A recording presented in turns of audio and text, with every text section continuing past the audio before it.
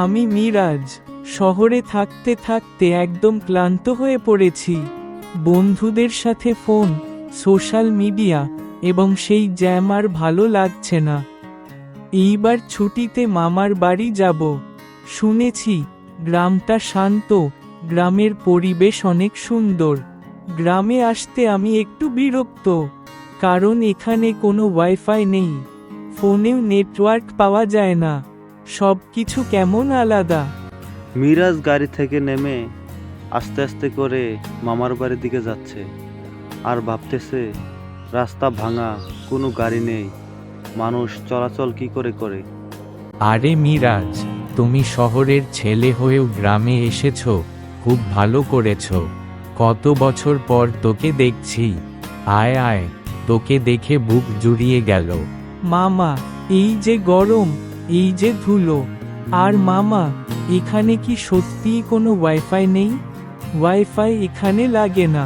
আমাদের কাছে প্রকৃতির যেই শক্তি, সেটাই তো আসল।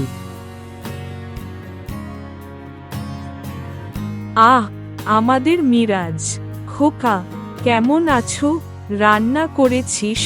মামি তোমার জন্য তোমার প্রিয় খাবার রান্না করেছি। তারা হাসি মুখে খাবার খাওয়া শুরু করলো। একে অপরের সাথে গল্পে মেতে উঠেছে। মিরাজের খুব ভালো লাগছে। মিরাজের মনে হচ্ছে অনেকদিন পর বসে একসাথে খাবার খাওয়া। ও মা, এত সুন্দর খাবার! এটা তো শহরের থেকে অনেক ভালো। মামি, তোমার হাতের রান্না খুব মজা। তুমি শহরের ছেলে, আমি তো ভেবেছিলাম তুমি নেট ছাড়া থাকতে পারবে না। এখন মনে হয় তোমার কিছুটা ভালো লেগেছে।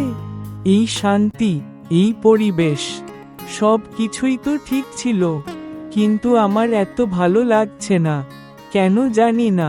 শহরের মতো কোলাহল নেই, কিন্তু প্রকৃতির সেই স্নিগ্ধতা তো রয়েছে। আকাশ এত বড়, শব্দ কম। হয়তো আমি নতুন এই নীরবতায় হারিয়ে যাচ্ছি।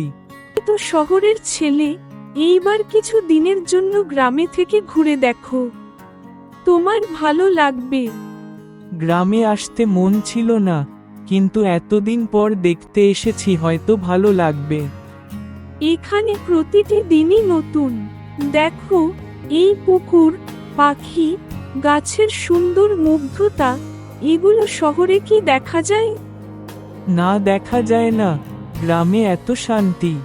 সত্যি শহরের সব কিছু হারিয়ে যাচ্ছে। তানহা মিরাজকে পুরো গ্রাম ঘুরে দেখাচ্ছে। মিরাজ মনে মনে হেসে বলে, তোমাদের গ্রামের মানুষ খুব ভালো। মন চায় এখানেই থেকে যায়। ছোট ছোট পথ, সবুজ গাছ আর লোকজন কত ভালো। মিরাজ ভাবে এই গ্রামটা সত্যি খুব চমৎকার। এই গাছের নিচে বসলে তো পৃথিবীর সব চিন্তা ভুলে যাওয়া যায়।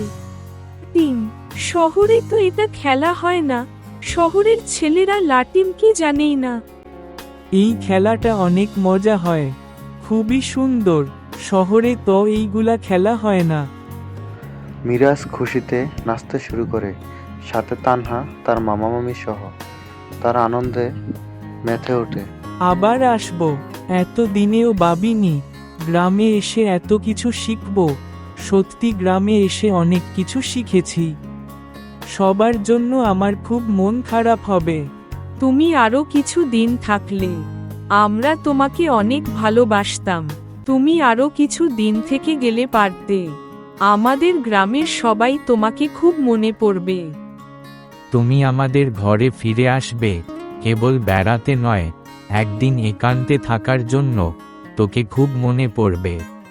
এখানে আসার পর আমি জানলাম শহরের মতো কোলাহল, ইন্টারনেট আর ফোনের চেয়ে প্রকৃতির সঙ্গে সময় কাটানো সত্যি অনেক বেশি শান্তির।